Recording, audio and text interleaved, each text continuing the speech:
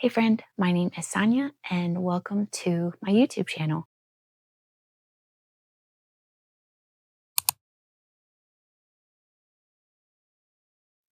I can't believe I'm saying that. I never thought that I would actually dive into the world of YouTube, but here I am after just a lot of time of prayer and thinking about it.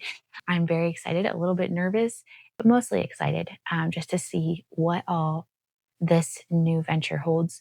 I thought it'd be fun just to do kind of an introduction and also a little bit of like a Q&A just so you can kind of get to know me and I would love to get to know you as well. If you want to introduce yourself in the comments, I would love to hear from you. I also just wanted to share a little bit of what you can expect from me here in this space. So let's get started. As a little bit of introduction, again, my name is Sonia and I'm married to my husband, Austin. We have three children. We have an 8-year-old, an almost 6-year-old, and then a 2-year-old. And they're just at such fun ages. We are also a homeschool family. My husband and I were both homeschooled through all of our years. And so it's just something that we're very familiar with. And it's something we always wanted to do with our children. So here we are, and we love it. We love the lifestyle. We love just what it adds to our days on a daily basis. And just, yeah, we love everything about it. So one of my main goals for this channel is actually just to have a booktube channel. I love books. It is something that I just am very passionate about. I love reading. I have been a reader most of my life. For the last 9 years, I have actually shared a lot of books over on Instagram. I have an Instagram account called This New Day, and I will link it down below if you want to follow me over there. I have a lovely community there, and I've had a ton of fun over the last 9 years just talking about books, sharing books in various levels and various ways. And I just wanted to kind of take this next step into creating a booktube channel where I can talk about books a little bit on a deeper level. I also wanted to just maybe have a space where we can talk about homeschooling here and there, share pieces of our homeschool journey. So I'm not sure what all this will turn into, but those are some of my goals at this point. My heart behind this channel is honestly just to be able to have a space where I can make more long form content. Right now, in this stage of life, I have a little bit more time to sit down and chat about books than I do sometimes trying to piece together content. And so just wanting to have a space where I can dive deeper into some of the books that I share. It feels a little bit more one-on-one, and I'm not talking to the masses, but I'm talking to individual people. And so I'm really looking forward to that. So this is a really great question. On Instagram, one thing that I have really enjoyed over the past years is just sharing books for all ages. I share books from board books and picture books to all the way to my own personal reads, my husband's reads. And I love like the variety, not just focusing on one age group. I would love to be able to bring what I do on Instagram over to YouTube and just be able to share books for all ages, whether it's picture books on various topics or chapter books for various age levels or read aloud suggestions or just once again, my own reads, whether it's monthly recaps or things like that, and just take some of what I do on Instagram and be able to create longer form content. And so that's a little bit what I'm looking to do. I don't remember a time when I haven't read. I started reading at the age of 4, and I just feel like I never stopped. There's been periods of my life where I have read less, but my love for reading, my love for books has just been unchanging through the years. It is just something that has just been a huge part of my life. So, some of my favorite childhood books, there are so many that I could think of. So I jumped right into kind of my middle grade years.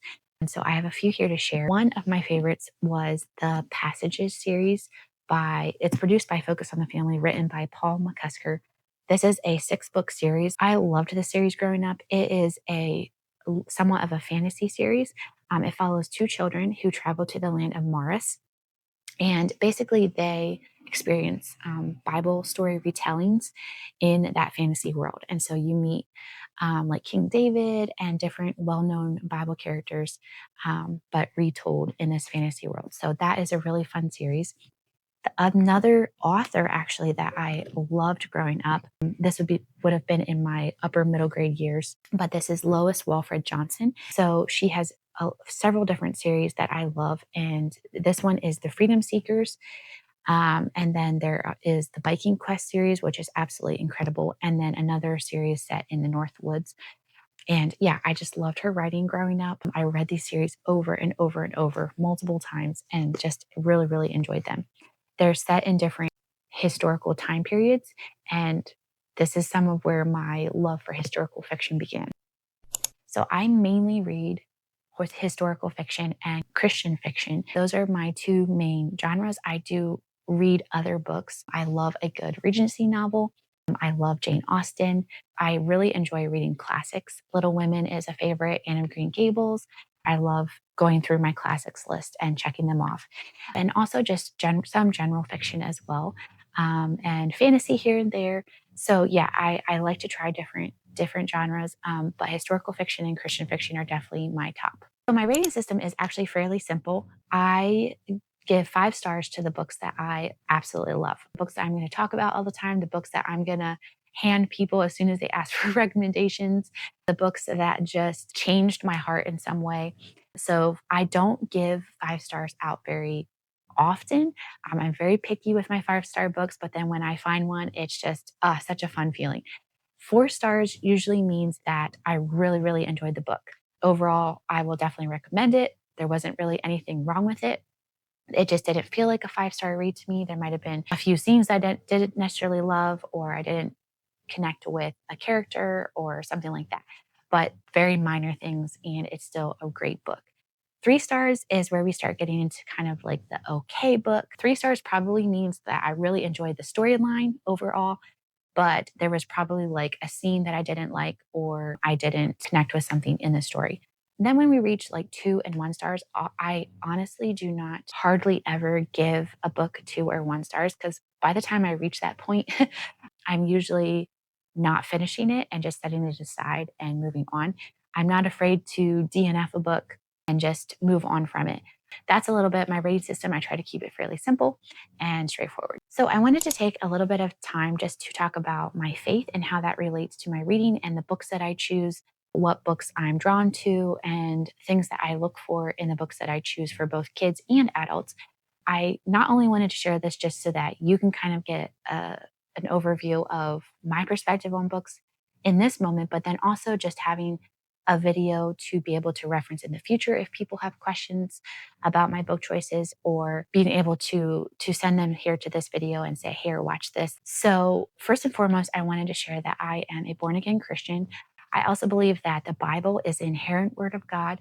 He has given it to us for guidance and also for comfort in hard times. So out of that belief, I am just so thankful for what God has done in my own life. And even as it relates to reading and books, especially in my middle teenage to upper teenage years, I just made a lot of bad choices in the media that I took in, and also books that I chose to read. And it just brought a lot of pain to my life, a lot of sin, a lot of bad choices. I'm thankful that God has forgiven that sin and He has redeemed those choices in my life. I believe that the Bible is very clear that what we put into our hearts and our minds and what we dwell on is what ultimately comes out, and whether it's in actions or thoughts or words. And so what we put into our minds is so, so important. So because of that, I'm just looking for books that are good and true and beautiful and pure as well. And I know we're all at different places, and we're not all going to have like the same convictions as far as book standards go, or what is okay and what's not okay, but this is just me sharing where I'm at and what has shaped books that I choose for me, and then also for our family. So I'm going to jump into what I look for in my books. There are a couple things that I try to stay away from, or at least be aware of. The first one is language. I don't mind a little bit of language in my books that I can kind of skim over, but ultimately, I feel like language can actually take away from a story. And so I try to just make sure that the books are fairly clean when it comes to language. Second of all, and probably most importantly for me personally, is just that the books don't contain any sex scenes or open door scenes. Even like hardcore romance, I tend to stay away from. I love a good romance. Like I mentioned before, I love Jane Austen. I love a good Regency romance where they're just clean and cute and fun and witty. But I do tend to stay away from just even romance where it's like that's the main storyline. I don't mind if it's like a secondary thing in a story, but I don't read a lot of just your mainstream romance. So those are mainly the two things that I try to stay away from. So then for picture books, there are two main things that I look for, and one of them is language once again. I just feel like it is completely unnecessary to have language in children's picture books, whether it's board books, picture books, early readers, early chapter books. And then the second thing I look for is just the level of respectful communication that is being shown, whether it's by children to their peers, whether it's siblings or friends, and then also respectful interactions between children and those in authority, and also respectful interactions between authority to the children. So just respectfulness kind of all around, like what's the tone that is being shown in the story. So those are the two main things I look for in picture books and board books. And then for chapter books, especially your middle grade years, it is definitely those two things, the language and the respectfulness. Then the third thing that I add for the middle grade years, and this is just once again personal opinion, but I try to stay away from books that push love interests. I just feel like for those ages, so middle grade years are oftentimes like your 10 to 12-year olds, 10 to 13-year olds. And so often anymore, authors are really pushing like the love interest and guy girl stuff and noticing each other. And I feel like let them be kids. Let's not push that on them. So that I try to be really careful with in the middle grade chapter books. And then once we reach like the teenage years and high school, then I put those kind of in the category with my adult books and what I look for in those and use the same outlook for those. The books that I suggest and my content reviews and all of that all come from a biblical perspective. Honestly, I don't do a lot of individual book reviews. Even on my Instagram account, I tend to stick to mostly suggestions. I will put together a huge book stack and I'll be like, hey, check out these books. They're amazing. I recommend all of them. And I will do that for, chapter books and picture books. If there is something in the content that I feel like you need to know, I will note that.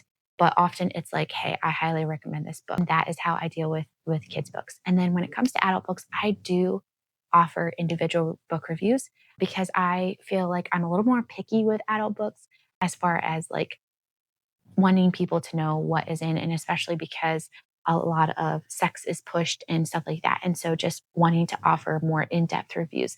So I have what I call quick takes, which includes my overall rating, which is based off of like storyline and characters. And then sometimes I offer a content rating as well. And then I include language, what language was found in the book, and I will spell that out for you what exactly it was. Also spice, and which includes like love interests, any kind of scenes that were involved or whatever, and I'll just give kind of an overview. And then also content, which just includes themes in the book that you might want to be aware of, whether it's like deep grief themes or loss of family members or miscarriages or things like that, like things that people might want to know before going into the story. And then I will often give just my own personal thoughts on the story. And that's just more for me to remember what I thought about the book, and then also just to kind of add a little bit more to the review. So that is what I try to give to you as a reader. So other hobbies outside of books, curating book lists, that is one of my favorite things to do. I love choosing a topic and then finding all the best books on that topic. I also really enjoy just building our own personal home library. That's definitely a hobby. But outside of that, right now, I feel like I'm in the season of homeschooling. And so I really enjoy researching curriculums and things that can bless our homeschool and just actually doing homeschool with my kids. So outside of that, if I had tons of extra time, I really enjoy just arts and crafts kind of things. Like I love watercoloring. I really enjoy doing like the diamond art. I really enjoy puzzles. Playing games is actually another thing that we enjoy doing as a family. And then I love just like pens and paper and stickers. I have a reading journal that I work on sometimes. So anything to do with that kind of stuff. I also really enjoy when I have time thrifting. This is the part of the video I was the most excited for, sharing some of my favorite books. And I have a ton. This was so hard to narrow down, but I just chose a few. So first of all, this is cheating a little bit, but a favorite series is The Unselected Journals of Emma M. Lyon by Beth Brower. I love this series, you guys. I don't actually have books 1 and 2 right now because someone is borrowing them, but there are currently 8 books available in this series, and book 9 is coming out soon. There are actually going to be like 20 some books in this series. So I'm really, really excited. I hope they come out quickly. The audiobooks are actually also going to be available in August, which I'm really excited for because I would love to go through the series a second time. And I think it'd be really fun to do that through audio. But this follows Emma. She lives in the 1880s, and every book is a part of her journal for a specific year. It's set in this really small community, London neighborhood, and there are just so many fun characters that we get introduced to. The writing is just hilarious and witty and just absolutely spectacular. If you have not read these yet, please, please get your hands on them somehow and do, because they are just incredible. Another favorite book, this is one that I recommend to every person that asks me for a book recommendation. I'm like, have you read Set the Stars Alight by Amanda Dykes yet? I love all of Amanda Dykes' books, but this is my absolute favorite one. I think I've read it 4 times now, maybe. It's a 5-star every single time. And this is set along the coast and follows 2 different timelines. It's like present day and then 200 years earlier. And it has everything in it that is just spectacular. It has lost ships, it has shipwrecks, it has mystery, it has a gentle love story, and it has themes of like redemption. And it's just absolutely amazing. So if you haven't read this one, pick up this one. Another favorite that I have read twice now, I read it last year and then again this year. Over on Instagram, I host monthly group read alongs. And so this was one of our read alongs earlier this year, and it was so fun to read it again. This is Edenbrook by Julianne Donaldson. And this is a Regency novel. We follow Mary Ann, and she is bored with life, and her sister invites her to go visit some friends. So she decides to, and along the way, she gets robbed by a highwayman, and that just starts like this whole adventure. But the writing is just hilarious. When I was reading this the first time last year, I was sitting in the family room, my husband was sitting there, and I just started laughing out loud. I had tears rolling down my cheeks, and he was just staring at me like, what? And so I started reading some of the stuff out loud, and I had him laughing. Anyway, so, so good. I mean, everyone who I know who has read this was 5 stars across the board. So if you read this and didn't like it, don't let me know, because right now it is a 5-star book. So that is a good one. Another recent favorite, I was actually a little bit surprised by, was The Curious Inheritance of Blakely House by Joanna Davidson Politano. I have read, I think, pretty much all of Joanna's books, but this was the first one that I gave 5 stars. I really enjoy some of her other books, but this was a very high 5-star book for me. It also has a lot of themes that I absolutely love. It's set along the coast. I love coastal living, so that was just a plus for me. It's set in 1901 and follows Sydney, the main girl, and she inherits this large house from her estranged uncle and travels to it. And she goes into the house, and it's like the house is alive, and there's like all these mysterious people around, and they just randomly show up, and she doesn't know where they're from or who they are. And it just has so many wonderful things. It has pirates, it has shipwreck. It's so fun. It has like a steampunk feel. I was really surprised by it, but I really, really enjoyed it. So those are just a few of my favorites. I have so many more that I could share, but maybe I can do a video of like 5-star books someday soon. So I really hope you enjoyed this video. I hope you made it this far. Thank you if you stuck with me. And I'm so excited to see what all comes out of this channel. I'm so excited to see what all this evolves into. So once again, feel free to introduce yourself in the comments, share your favorite book. If you have read any of my favorite books, which ones were your favorites? I would love to hear from you, and I hope to see you again soon.